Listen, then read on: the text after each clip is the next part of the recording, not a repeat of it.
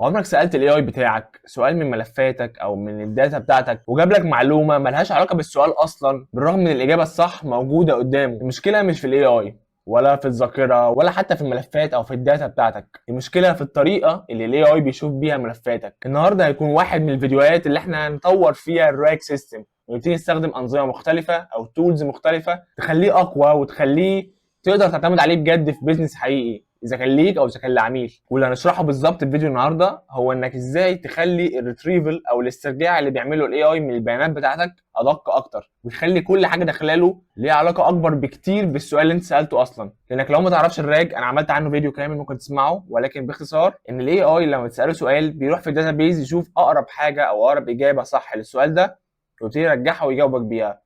ازاي نخلي الاسترجاع ده ادق وادق واحسن واسهل بكتير على الاي اي فيوفر توكنز يكون اسرع وكمان يكون ادق. فعايزك تركز معايا كويس قوي ان الراج اصلا حاجه من اهم الحاجات اللي انت بتستخدمها في الايجنت. عايزك تركز كويس قوي ولا نبتدي؟ اللي هنتكلم عنه النهارده هو الري رانك. طب يعني ايه اصلا ري رانك؟ ده شكل طبيعي لاي راك سيستم. اللي بيحصل ان اليوزر بيبتدي يسال سؤال وبعد كده الايجنت بيبتدي يخش الداتابيز ويشوف اقرب اجابه للسؤال ده كانت ايه. مثلا اليوزر بيسال عن سياسه الاسترجاع او الريتيرنينج بوليسي، فدلوقتي الايجنت بيخش في الداتا بتاعتك او بيخش في الداتا بتاعت شركتك ويشوف ايه الاجابه الاصح للسؤال بتاعه، وبعد كده يبتدي يرجع حاجه اسمها تشانكس. التشانكس دي عباره عن البيانات بتاعتك بس عن طريق تشانكس او قطع كده مصغره من الحاجه الكبيره اللي انت دخلتها اصلا في الداتا، وبعد كده بيقرا كل التشانكس دي وفي الاخر يطلع اجابه واحده بس لليوزر. ده يعتبر شكل طبيعي للراج.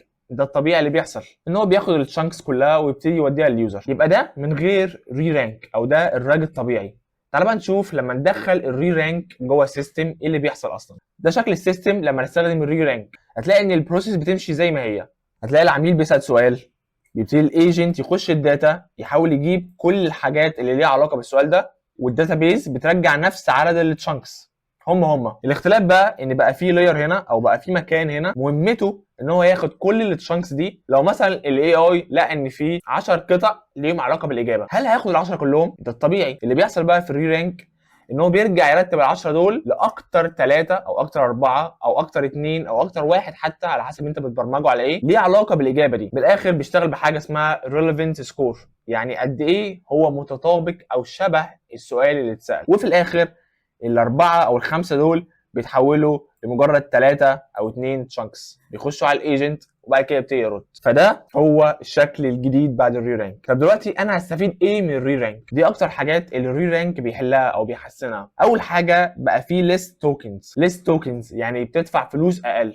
طب ازاي؟ دلوقتي بدل ما الاي اي او الايجنت بتاعك كان بيخش له 5 تشانكس او 10 تشانكس، يعني 5 حتت او 10 حتت من الداتا، ويبتدي يحللهم كلهم وبعد كده يرد، فده عباره عن توكنز كتيره لانه محتاج يحلل كل البيانات دي من الاول. اللي بيعمله الري رانك ان هو بيحول 10 دول ل3. فدلوقتي بدل ما كان الايجنت او الاي اي بيخش له 10 قطع من الداتا بيخش له 3 بس، فدلوقتي القرايه بتاعته اقل والتوكنز اقل. تاني حاجه ان هو هيجاوب بشكل احسن لانه بيختار اقرب حاجه واقرب اجابه للسؤال اللي اتسال اصلا من الاول. زي ما احنا قلنا ان هو الري رانك بيشتغل بحاجه اسمها relevance score، يعني مثلا لو داتابيز رجعت 10 قطع السكور بتاعهم 1 2 3 4 5، فدلوقتي الري رانك بيرجع اكتر 3 متطابقين، بيرجع مثلا 8 و9 و10 او 7 و8 و9، فدول اقرب حاجه للاجابه.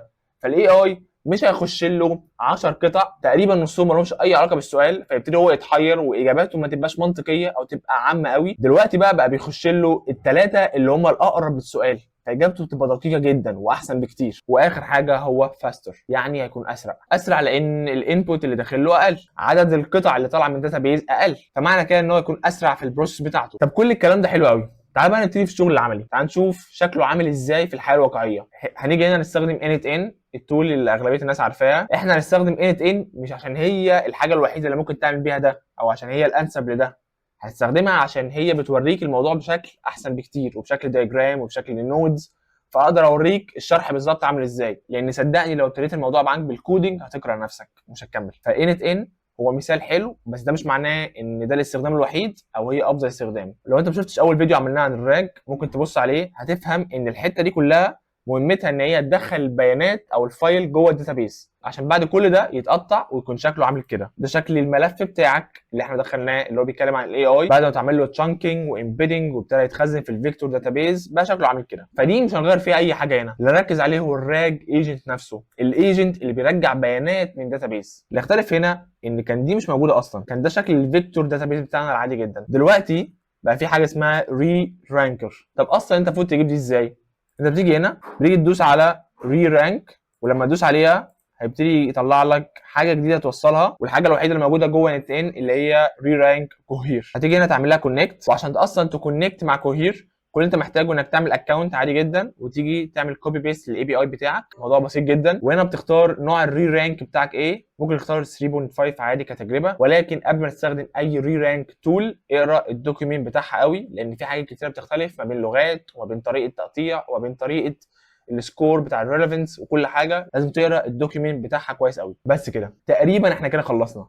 دلوقتي احنا مش محتاجين نعمل اي حاجه ثانيه، نبتدي بقى نشوف الموضوع بيبقى عامل ازاي اصلا. هنيجي هنا نسال سؤال، نقول مثلا introduce me to AI، قلنا له مثلا اديلي introduction او اديلي مقدمه عن الاي اي، وهنبعتها. هيجي هنا يبتدي يستخدم الداتابيس عشان يبتدي يطلع الاجابه. حلو قوي. دلوقتي الاي اي طلع بيانات من الداتابيس. لو دخلنا بقى على الري رانك وبصينا هنا هنلاقي ان دي كل التشانكس او دي كل القطع اللي طلعت من الداتابيس، طلعت 19 قطعه. وبعد كده الري رانك خد كل الكلام ده وطلع اقرب 3 قطع بس للسؤال، وادى لكل واحد فيهم حاجه اسمها relevance score اللي احنا اتكلمنا عنها.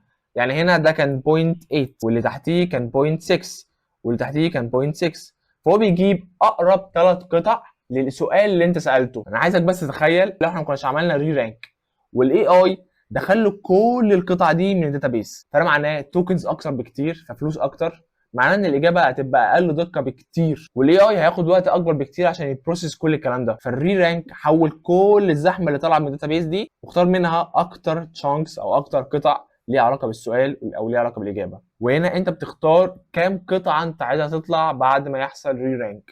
هل عايز قطعه واحده بس، قطعتين، 3، 4؟ ده بيبقى اختيارك انت. وده بشكل عام شكل الري رانك سيستم. عشان اختصر كل الكلام ده، الري رانك هو عباره عن لاير او عباره عن طبقه ما بين الداتابيز وما بين الايجنت، بتفلتر او بتطلع كل حاجه ملهاش صله او ملهاش علاقه بالسؤال اللي اتسال للايجنت، وفي الاخر بتطلع ادق حاجات بس. وزي ما قلت قبل كده دي واحده من الفيديوهات اللي انا بعلمك فيها ازاي تطور الراج ايجنت، تستخدمه بشكل ادق، احسن او اسرع، اذا كان ليك انت او اذا كان لشركه او لعميل انت بتشتغل معاه. فده واحد من الفيديوهات المهمه قوي.